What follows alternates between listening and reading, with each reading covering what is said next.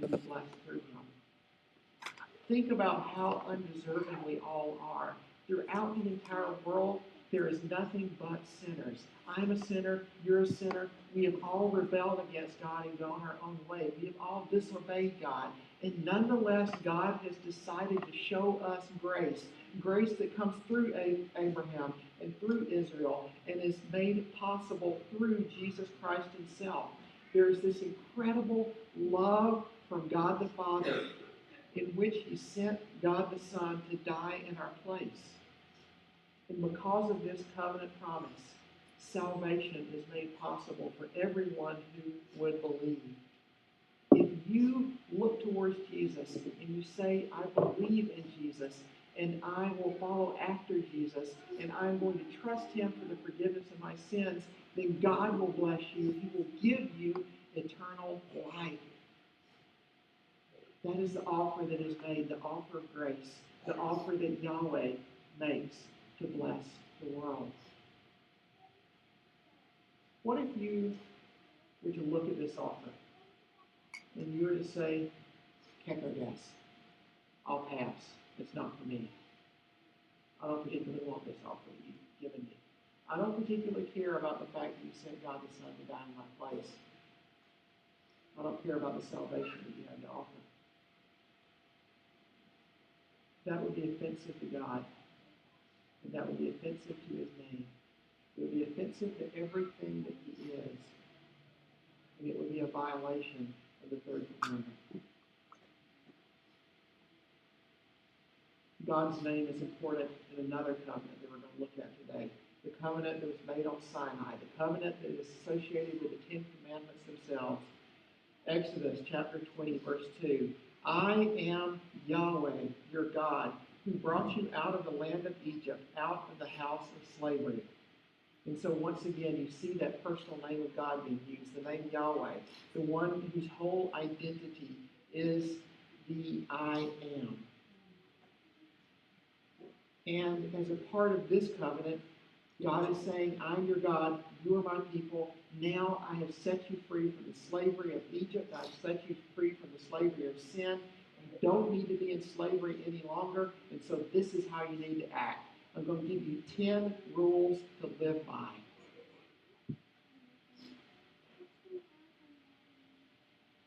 These 10 rules are associated with the covenant. They are associated with God's name. He is our God, and we are commanded to act as he acts in order to continue to be free. Now, let's say that you get around to the fifth commandment or the sixth commandment, and you say, well, I'm just not going to do that. I'm going to avoid that one. I'm going to freely break that one using my will. That is going to be offensive to God as well. God is the one who has given us rules to live by, and when we break any of the 10 commandments, it involves showing contempt for who God is and what he has done for us. We cannot take our relationship with him rightly, and so we have to obey him if we want to honor his name properly. Now, these are some of the ways in which we can break the third commandment that's sort of obvious. Let's move on to some that are slightly less obvious. One of the ways in which we can break the third commandment is to mock God. Pretty frequently, people will use God's name in such a way as to make people laugh. People will mock God in order to make other people laugh. It is possible to make somebody so uncomfortable that it will cause them to laugh, and that's a lot easier than actually being funny. And so people make God the butt of their jokes, and they do that in such a way that is demeaning to God. Here is an example. There's a man who lives in New York City, and he in New York City, it's a lot like Tokyo. There's all sorts of cultures that live there, all sorts of religions that exist there. And he looked at all the different religions that were there in his city, and he decided that he didn't want to have anything to do with any of them. He didn't want to be Christian, he didn't want to be Jewish, he didn't want to be Buddhist, he didn't want to be any of these things. And so this is what he decided he was going to do. He decided he was going to worship a lobster. I'd like to take this opportunity to announce that the lobster god I worship, Blessed and delicious be he, has biddeth that I observe the sacred holiday known to the heathens as President's Day. This involves donning the holy vestments, heading down to the beach, and reenacting the Great Emergence.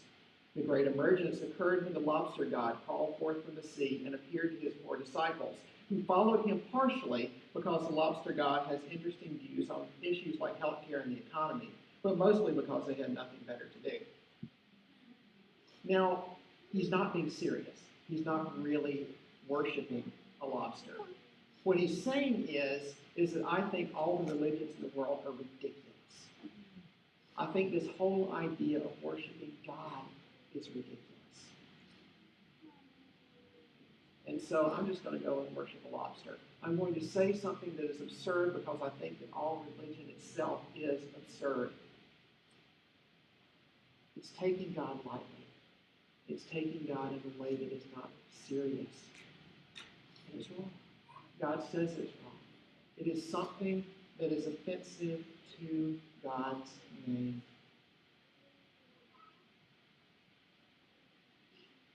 There's probably a lot of people here who don't use God as a butt of a joke. But nonetheless, there are other ways in which we can be offensive to God by our actions. There are other ways in which we can mock the name of God, some that we might not even think about. Think back to the Old Testament story of David and Bathsheba. David was up on his roof one day, and he was enjoying the view. And as he looked out over his city, he was up high. He looked down there and he saw a beautiful, beautiful woman who didn't have on any clothes because she was bathing. And he started to lust after this woman.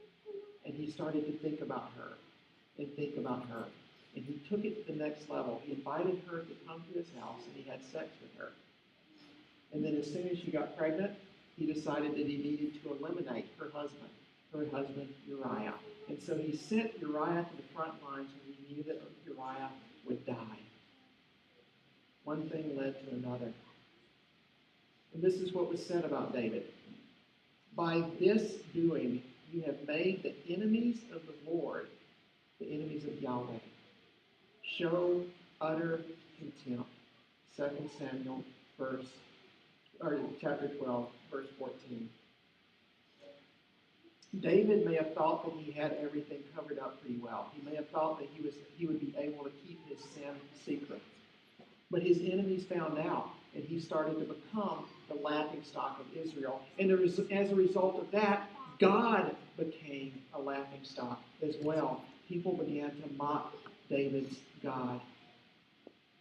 Think about it. This is the God who put David onto the throne. This is the God who blessed David. This is the God who called David to holiness. And David's not being holy. And so it makes people wonder if God himself is holy either. Whenever anyone who is a Christian disobeys any of God's commandments, it's bad because they sin. But that's not the end of the problem either. When we disobey God and other people find out, then it causes people to mock our God. When you do something wrong and people laugh at you, they may also be laughing at your God as well. I thought he was a Christian, and he's not acting any better than I am.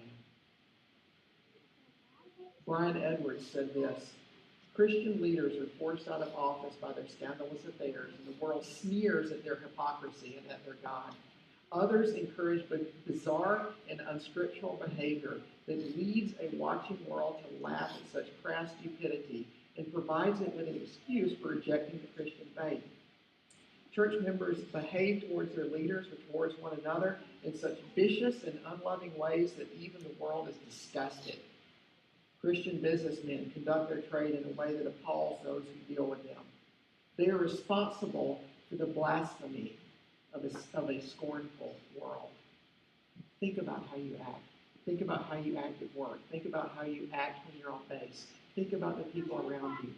Realize this: you are the only Jesus that most people will ever see. And when you think